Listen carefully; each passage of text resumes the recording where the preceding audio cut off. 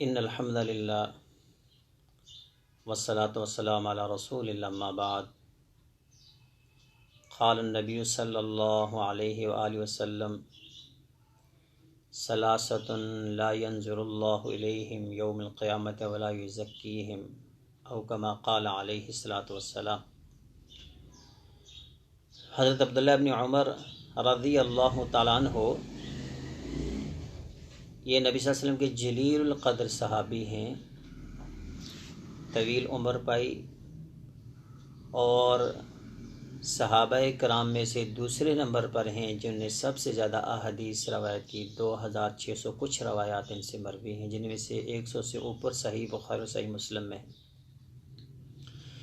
یہ فرماتے ہیں کہ میرے حضور نے فرمایا کہ 3 بندے ایسے ہیں قیامت کے دن جن کی طرف اللہ کریم نظر رحمت سے نہیں دیکھیں گے، جن کی طرف اللہ نظر رحمت سے نہیں دیکھیں گے۔ معلوم ہوا کہ وہ عذاب کے مستحق ہوں گے، ان کو شدید ترین عذاب دیا جائے گا۔ پہلا العاق لوالدیہ، والدین کا نافرمان، پہلے نمبر پر اس کو رکھا ہے۔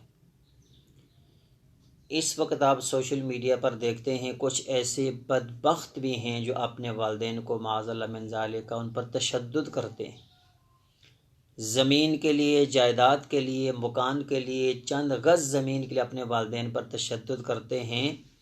یہ وہ بد نصیب ہیں کہ جن کو اگر ان کی عظمت، مرتبے، مقام کا پتہ چل جائے تو ان کے سامنے یہ اف تک نہ کہیں۔ ولا تقل لہما اف، اف تک نہ کہو۔ ولا تنہرہما، کبھی سخت نہ بولو۔ وقل لہما قولا کریما، جب بھی آپ اپنے والدین سے بات کرو بہترین انداز سے، اچھے انداز سے، پیارے انداز سے بات کرو۔ جناب ابراہیم کے والد کافر تھے، لیکن پھر بھی آپ کہہ رہے ہیں یا ابت، یا ابت، یا ابت، اے میرے پیارے ابا جان، اے میرے پیارے ابا جان، کوئی غلط الفاظ تو استعمال نہیں کیے۔ اور پھر والد کے بارے میں فرمایا کہ یہ تو جنت کا درمیانی دروازہ ہے، چاہے تو اپنے لیے اس دروازے کو کھول دے، چاہے تو اس دروازے کو اپنے لیے بند کر دے۔ تو پہلے نمبر پر وہ بدنصیب انسان ہے جس کی طرف اللہ کا الحاکمین نظر رحمت سے نہیں دیکھیں گے، رب کی رحمت کی نظر سے محروم وہ انسان ہے جو اپنے والدین کا نافرمان ہوتا ہے۔ دوسرے نمبر پر عورت جو مردوں کی مشابہت کرے۔ آج 110% ہماری خواتین ماڈرن ازم میں کھو کر اپنا وقار، اپنی عزت، اپنا مرتبہ، اپنا مقام سب کچھ تباہ و برباد کر چکی ہیں۔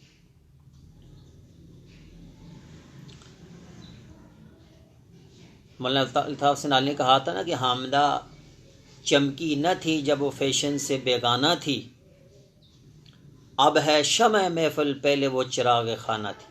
یہ فیشن کے نام پر جو عورت کو بے حیا کر دیا گیا، یہ فیشن کے نام پر جو عورت کو بے پردہ کر دیا گیا، یہ فیشن کے نام پر جو عورت کو لچر پن پر اتارا گیا، یہ فیشن نہیں، در حقیقت عورت کی تذلیل ہے۔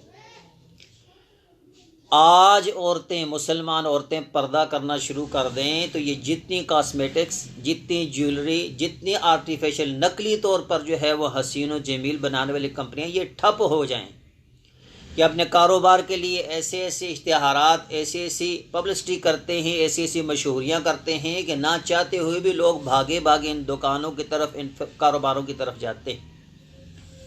تو فرمایا جو عورت مرد کی مشابہت کرے گی اللہ کریم نظر رحمت کے ساتھ اس کی طرف کبھی قیامت کے دن نہیں دیکھیں۔ اور تو ہی پردے کا نام ہے، اللہ الناظر والمنظور، اللہ کی لعنت ہو اس بندے پر جو غیر محرم عورت کی طرف دیکھ رہا ہے، اور اللہ کی لعنت ہو اس عورت پر جس کی طرف دیکھا جا رہا ہے۔ صحابہ کرام نے کہا حضور دیکھنے والے پر تو ہو سکتی ہے، جس کی طرف دیکھا جائے تو اس کا کیا قصور ہے؟ فرمایا گھر سے پردہ کر کے کیوں نہیں نکلی؟ فرمایا عورت ہے ہی پردہ، عورت کا مطلب ہی پردہ ہے، اور جب عورت بغیر پردے کے گھر سے باہر نکلتی ہے اس کے پیچھے شیطان لگ جاتا ہے، شیطان اس کا پیچھا کرتا ہے، شیطان اس کے دل میں وسوسے ڈالتا ہے، خیالات ڈالتا ہے۔ اس لیے جو عورت مردوں کی مشابہت کرے گی، کٹنگ دیکھیں آج کل عورتوں کی کہاں تک پہنچ گئی ہے، بال، میرے بالوں سے چھوٹے بال عورتوں نے رکھے ہوتے ہیں، کسی نے رکھے بھی ہیں تو ایسے خوفناک طریقے سے رکھے ہوئے ہیں، وہ اوپر کوئی سر پر دوپٹہ نہیں ہے، کوئی تہذیب نہیں ہے، کوئی خیال نہیں ہے، کوئی شرم و حیا نہیں، ایسے لگتا ہے کہ یہ ہندوؤں کی عورتیں ہیں کہ مسلمانوں کی عورتیں۔ جناب عمر بن خطاب رضی اللہ تعالیٰ نے کیوں اللہ سے بار بار یہ خواہش کی تھی، کیوں نبی صلی اللہ علیہ وسلم کو بار بار اس چیز پر مجبور کیا تھا کہ اللہ سے دعا کریں کہ مسلم اور کافر عورت کے درمیان فرق ہونا چاہیے؟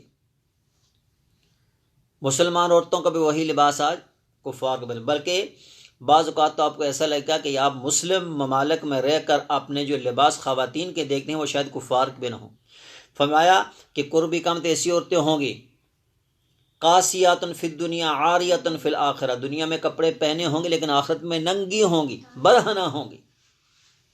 ہوگا کیا؟ ممیلات مائلات، خود لوگوں کی طرف جو ہے متوجہ ہونے والی اور لوگوں کو اپنی طرف متوجہ کرنے والی۔ لم یرح رائحۃ الجنہ، جنت میں جانا تو دور کی بات ہے، وہ جنت کی خوشبو تک کو نہیں سونگھ سکتے۔ آج ہمارے معاشرے میں ایسا نہیں ہوتا۔ شادی بیاہ کی ایونٹ دیکھ لیں، مرد و زن کے اختلاط، ایک جگہ بٹھا کر کھانے کھلانے کا رواج مسلمانوں میں عام ہوتا ہے۔ ذرا پردہ کہاں گیا؟ غیرت کہاں گئی؟ اسلام کہاں گیا؟ دین کہاں گیا؟ دین نہ ہوا موم کی ناک ہوئی نا، جس طرح مرضی پکڑ کر مروڑ لیں۔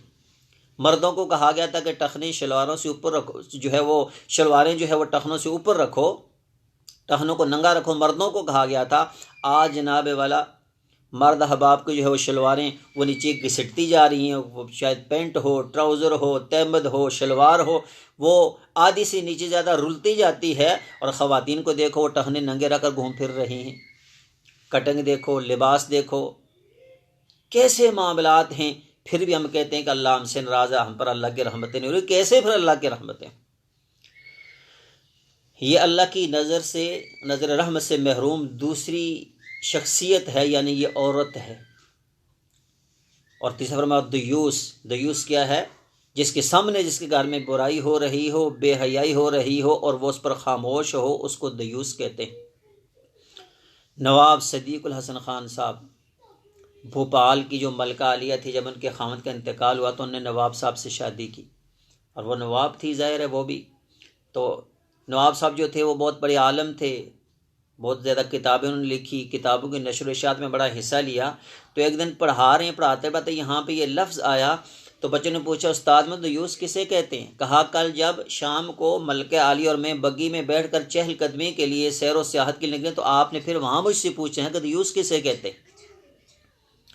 شاگردوں کو بڑا تعجب ہوا۔ دوسرے دن شام کو اسی طرح روٹین کے مطابق جو ہے وہ نکلے تو شاگردوں نے بگی روک کر کہا کہ استاد میں دیوس کسے کہتے ہیں؟ کہا مجھے دیکھ لو، کم سمجھ نہیں، کہا خود اتنا بڑا عالم ہوں، میری ملکہ بیوی جو پردہ نہیں کرتی، بے پردہ گھومتی ہے، منہ اس کا ننگا ہوتا ہے، مجھ سے بڑا دیوس کون ہو سکتا ہے؟ یعنی وہ ایسے لوگ تھے کہ دین کو سمجھانے کے لیے اپنی فیملی سے بھی مثال دینے میں ہچکچاہٹ محسوس نہیں کرتے تھے۔ آج کتنے ہی لوگ ہیں، باپ بیٹا ہے، بھائی بیٹا ہے، خاوند بیٹا ہے، بہن بیٹی ہے، ماں بیٹی ہے، سامنے ڈرامے چل رہے ہیں، فلمیں چل رہے ہیں، بوس و کنار ہو رہی ہے، رومانٹک باتیں ہو رہی ہیں، لچے پن گفتگویں ہو رہی ہیں، ہر قسم کی بے حیائی کے مناظر دکھائے جا رہے ہیں، بے ہودہ قسم کے لباس پہنے ہوئے ہیں۔ اب تو اتنی بے حیائی عام ہو چکی ہے، آپ تو کوئی تلاوت، کوئی تقریر، کوئی اچھی بات سننے کے لیے اس سوشل میڈیا کو آن کریں، سب سے پہلے آپ کو وہ برہنہ قسم کی خواتین دکھائی جائیں گی، بعد میں آپ کو تقریریں سنائی جائیں گی۔ تو ان تین باتوں پر غور کرنے فرمایا علق الصوت حین یرا اہل البیت، اپنی سوٹی، اپنی لاٹھی، اپنا کوڑا، اپنی سٹک وہاں پر رکھو جہاں سے گھر والے ہر وقت دیکھتے رہیں، یعنی تربیت کرو۔ الا کلکم راع وکلکم مسئول عن رعیتہ، تم میں سے ہر ایک ذمہ دار ہے، ہر ایک نگہبان ہے، ہر ایک سے اس کی ذمہ داری کے بارے میں سوال ہوگا۔ باپ ہے اس سے پوچھا جائے گا، ماں ہے اس سے پوچھا جائے گا، بڑا بھائی اس سے پوچھا جائے گا، خاوند اس سے پوچھا جائے گا کہ تیرے سامنے تیرے گھر میں گانا بجانا، میوزک، محفل سب کچھ ہو رہا تھا، تو خاموش رہا، کیوں تو خاموش رہا؟ تو بھی اسی جرم میں شامل ہوگا، تجھے بھی کل اللہ اپنی رحمت والی نظر سے نہیں دیکھے۔ تو یہ تین بد نصیب شخص ہیں، والدین کا نافرمان، عورت جو مردوں کی مشابہت کرے، اور اپنے گھر میں برائی دیکھ کر اس پر خاموش رہنے والا۔ یہ اللہ کی رحمت کی نظر سے محروم وہ لوگ ہیں۔ اللہ کم الحاکمین ہمیں ان لوگوں میں شامل نہ کرے۔ اللہ کم الحاکمین ہمیں اپنے نبی صلی اللہ علیہ وسلم کی سنتوں پر عمل کرنے کی توفیق عطا فرمائے۔ وما توفیق الا باللہ علیہ توکلت و الیہ انیب۔